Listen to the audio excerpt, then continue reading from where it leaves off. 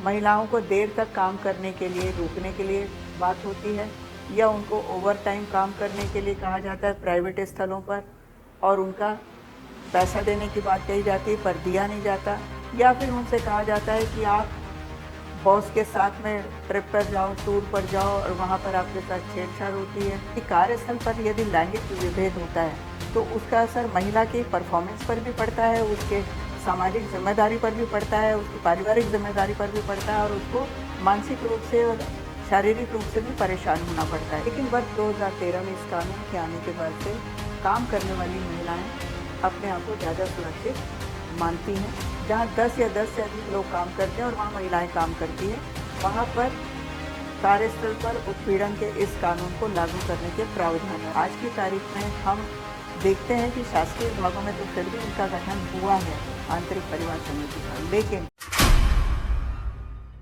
नमस्कार, मैं डॉक्टर किरणमयी नायक, पूर्व महापौर रायपुर, वर्तमान में छत्तीसगढ़ राज्य महिला आयोग की अध्यक्ष और पेशे से वकील और लॉ में डॉक्टरेट। अपने इन्हीं अनुभवों के आधार पर मैं आपसे हर बार अलग अलग विषयों पर बात करने का प्रयास कर रही हूँ। आज हम बात करेंगे कार्यस्थल पर यौन उत्पीड़न। आप लोगों को शायद मालूम होगा कि पूर्व में सुप्रीम कोर्ट में एक प्रकरण चला था जिसे विशाखा केस कहा गया और उसके बाद एक गाइडलाइन बनी थी जिसे विशाखा गाइडलाइन कहा गया था। पहले काम करने वाले स्थल पर महिलाओं के साथ किसी भी तरह की प्रताड़ना के लिए कोई कानूनी प्रावधान नहीं था, लेकिन विशाखा केस के बाद में माननीय सुप्रीम कोर्ट के डायरेक्शन के बाद में एक कानून पास किया गया जिसे कहा गया कार्यस्थल पर लैंगिक उत्पीड़न कानून 2013 या कार्यस्थल पर यौन उत्पीड़न कानून। इस कानून के तहत हर उस वर्किंग महिला को जो किसी भी जगह पर काम करने जाती है उसे बचाने के प्रावधान किए गए हैं। पहले देखने में ये आता था कि महिलाएं घर से कार्यस्थल पर जाती थी तो रास्ते में उनके साथ छेड़छाड़ होता था, उनके साथ अपराध होता था। उसके लिए तो पुलिस के पास में प्रावधान थे एफआईआर दर्ज करने के, लेकिन काम करने के स्थल पर उनके साथ जो छेड़छाड़ होती थी, जो उच्च अधिकारी के द्वारा उनको किसी भी तरीके के छू करके या गलत तरीके से उनके साथ छेड़छाड़ करके जो घटनाएं होती थी, उस पर कोई सुनवाई नहीं होती थी और उसके लिए कोई कानूनी प्रावधान नहीं था। लेकिन वर्ष 2013 में इस कानून के आने के बाद से काम करने वाली महिलाएं अपने आप को ज़्यादा सुरक्षित मानती हैं और उनकी हर तरह की समस्या का निराकरण भी होता है।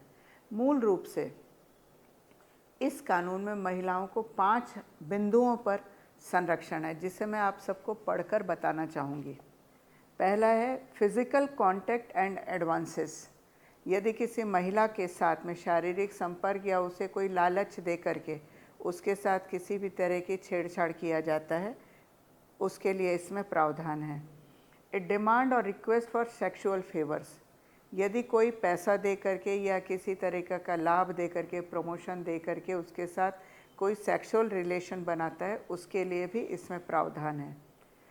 सेक्सुअली कलर्ड रिमार्क्स, तुम तो बहुत हॉट हो, तुम फलाना हो, तुम ढिकाना हो, तुम स्मार्ट हो, तुम्हारे जैसा कोई नहीं, जिस तरीके के भी उसे महिला होने के नाते उसके लिए टीका टिप्पणी की जाती है, वह भी इसमें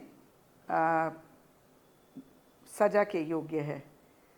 उसे किसी भी तरह के पूर्ण मामले, पूर्ण डॉक्यूमेंट्स, पूर्ण वीडियोस या पूर्ण मैसेजेस जो भेजे जाते हैं मोबाइल पे, व्हाट्सएप पे, किसी भी तरीके से, उसके लिए भी इसमें प्रावधान है।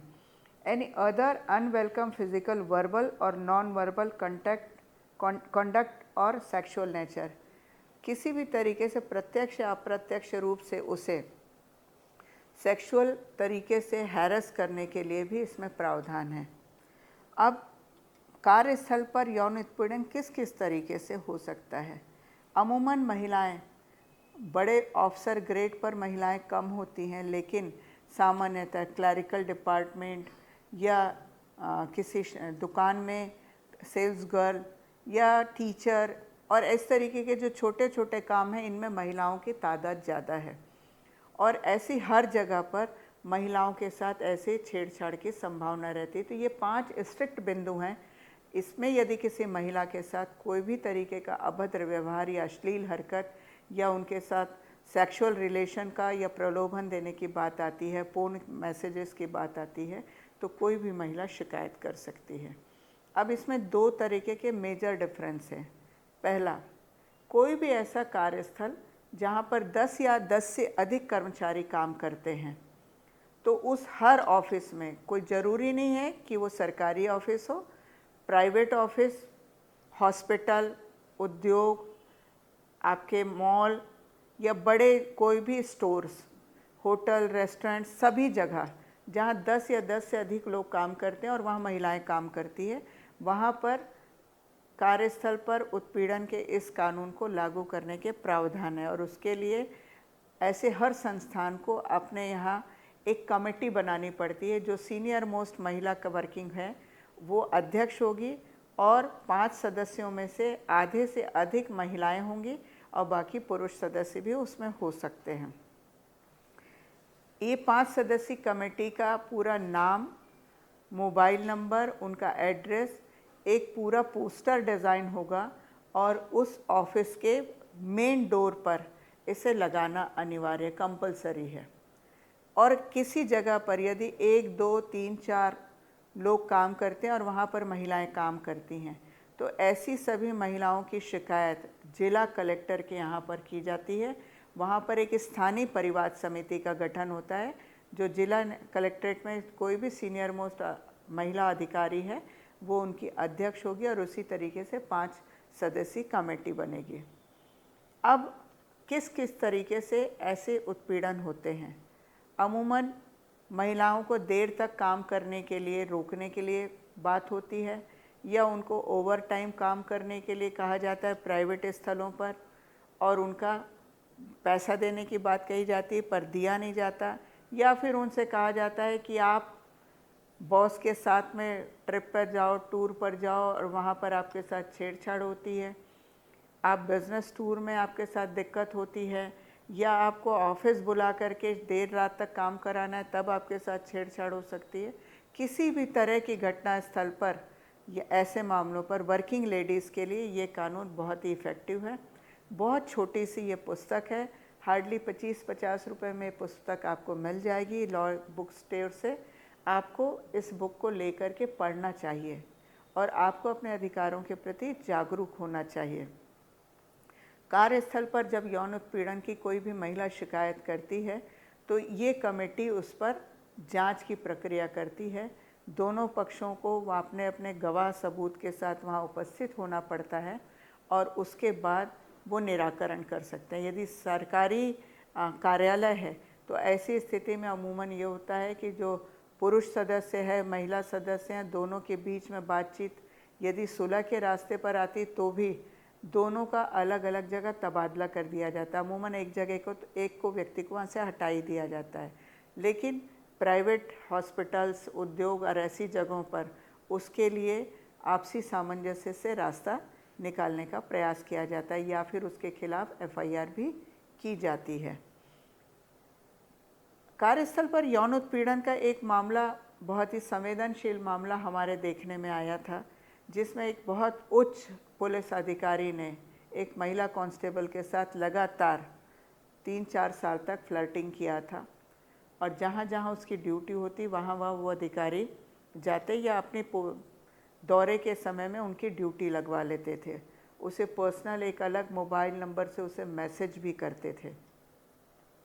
इस मामले में बड़ी हिम्मत करके उच्च पुलिस अधिकारी के खिलाफ उस महिला कांस्टेबल ने शिकायत किया और जब शिकायत किया तो उसमें मंत्रालय स्तर की कमेटी बैठी जांच करने के लिए, क्योंकि जिस लेवल का अधिकारी है उससे उच्च स्तर के अधिकारी ही उसमें जांच कर सकते हैं, निम्न वर्ग के अधिकारी उसमें जांच नहीं कर सकते हैं।